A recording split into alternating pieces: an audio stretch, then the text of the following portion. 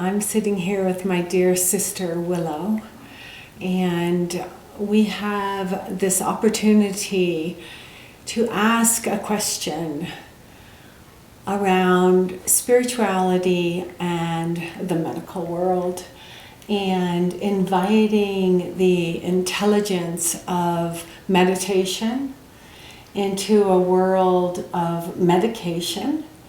And is that working for ourselves and others to evolve into our full potential of who we are? And that's the key to this conversation, is to invite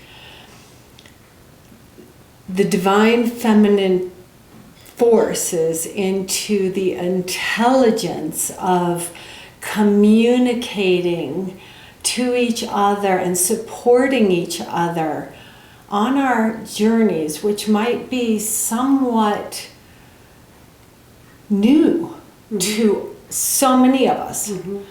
And so I'm asking, is it obvious that spirituality is opening up into a new trajectory now, that the science is backing up the meditating, and that it's legit? Yeah, I think so. I mean, I think like the zeitgeist of the moment is, the medications can take us so far, and they're useful when they're useful.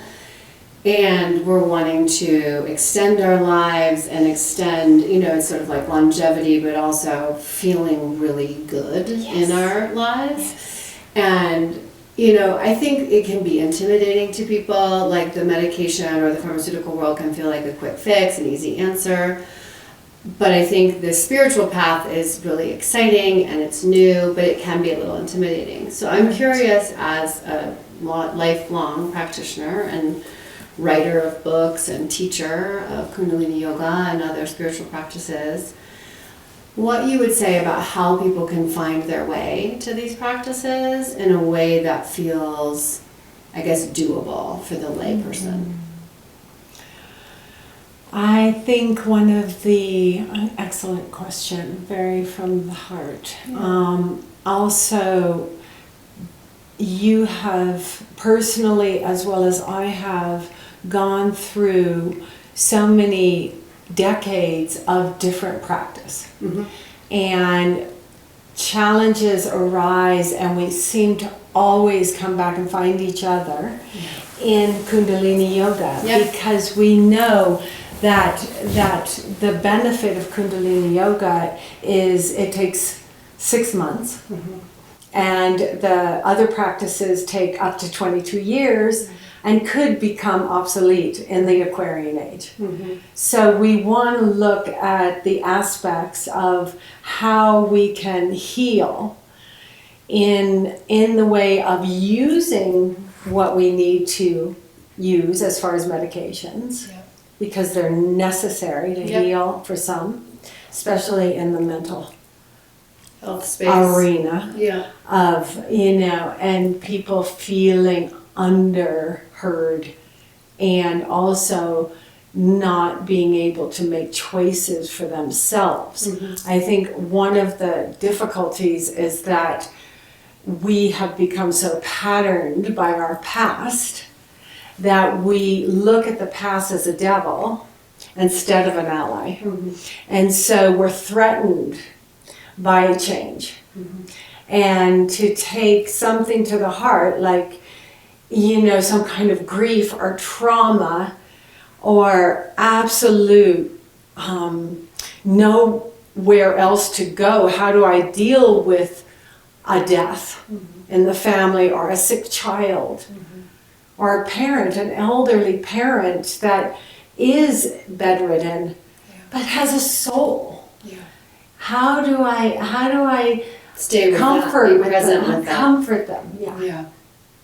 And so when we chant, we chanted, the Ramadasa for the healing ones, and the Akal for the ones that pass. And yet it's Sanskrit. It's 4,000 years old. It's really the first language before anything was written in any language was Sanskrit. That's a fact. And so how can we go back to the Ayurvedic world of self-healing through food and nutrition as medication? And is there a possibility of compassion, as I stutter with Karuna and compassion, to say and tell our children, this is who we are. We are this joy. We are this happiness. We are not medicated or on drugs. And so to, grant us this conversation today is a miracle. Yeah, no, I agree. And I mean, I think there's so many aspects to sort of cultivating. As you say, there's health and nutrition, there's practice, there's breath work, and I don't actually think there's any one way to do that. The longer I live, the more I feel like it's particular to individuals. But I do think the practice that you share of Kundalini, one of the things that I love about it is that it's like a little wacky, and it kind of throws you out of your usual rhythm, your way of relating to yourself, your body, time, and I like that it sort of jolts you to another channel, and then you're just sort of like, okay, I guess I'm doing this thing. I've committed to 20 minutes with you, or an hour with you, or whatever. And for me, I can just turn my mind off and just do the things you're suggesting, and then I just see how I feel afterwards. It's like I can kind of turn my mental critic off and just have an experience. And inevitably, I feel like freer in my breath and more relaxed in my body and more able to kind of like tackle the things in my day after practice. And so I think the ask here is not, to change every aspect of your life. And, it's sort of like, and you can add this practice in and add these tools to your life and bit by bit see how they're affecting you. And maybe those help you wean off other things that are maybe not serving you. But I think it doesn't have to be sort of this radical overturn. It can just be something that people can try and experience. It's kind of humbling, and you feel kind of dorky, and you do weird stuff with your fingers, and you make funny sounds, and it's almost like being a child. And I think that's really sweet. It's very innocent, and I think that's a really sweet return to just learning and trying something new and relaxing your nervous system. And then, with time, you sort of start to see more benefit, better rest, interesting dreams, letting go of patterns, letting go of habits. But it's almost like it doesn't need to be about that in the beginning. It can just be about the experience. And as we thank you for such a description, because as I was feeling your words, we learned to listen to each other in coherence and collaboration. And so the competitive side of women working together is very, very inviting. And we're very busy.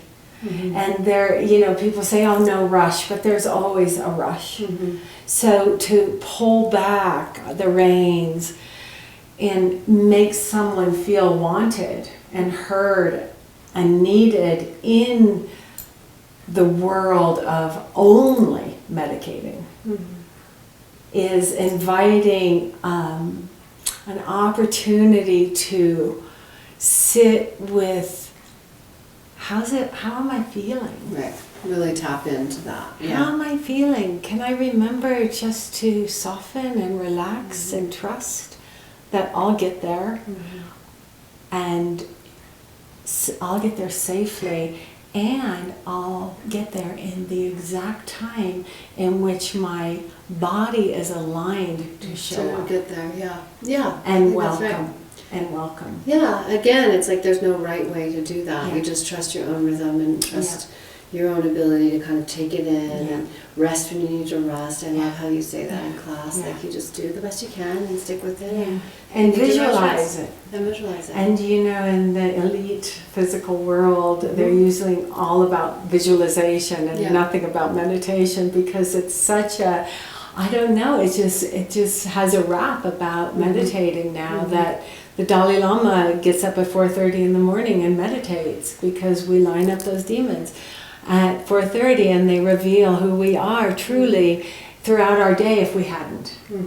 And so I'm so grateful that we could just get some review on how you are Yeah. as a long-term practitioner. Yeah, I guess of I am now. Kundalini Yoga. And has gone, look at her aura, look at her red, and how she has been, Willow has been such a spokeswoman for this practice, where other people would shy away or just jump into their own specific practice. You've added it to your lifestyle. Yeah, absolutely. And Yeah, your I'm a huge children. advocate. Yeah, I love it, and I love the sort of alleyways you can go down, and the sort of like esoteric learnings as you get more into it. But again, just laying on a sheepskin and having a gong bath for an hour is so beautiful. Anyone can do that, and it's just, I think it's worth a try. I think that there's so many things that we try for our health that may or may not be beneficial, but like it definitely can't hurt. And in my life, it's been a huge boost and support. Yeah, So I'm very grateful for the teachings. Yeah, thank you. My sister. Thank you all so much for joining us in this conversation. This is to be continued, but we welcome you here today. On On the 4th of July. Bye.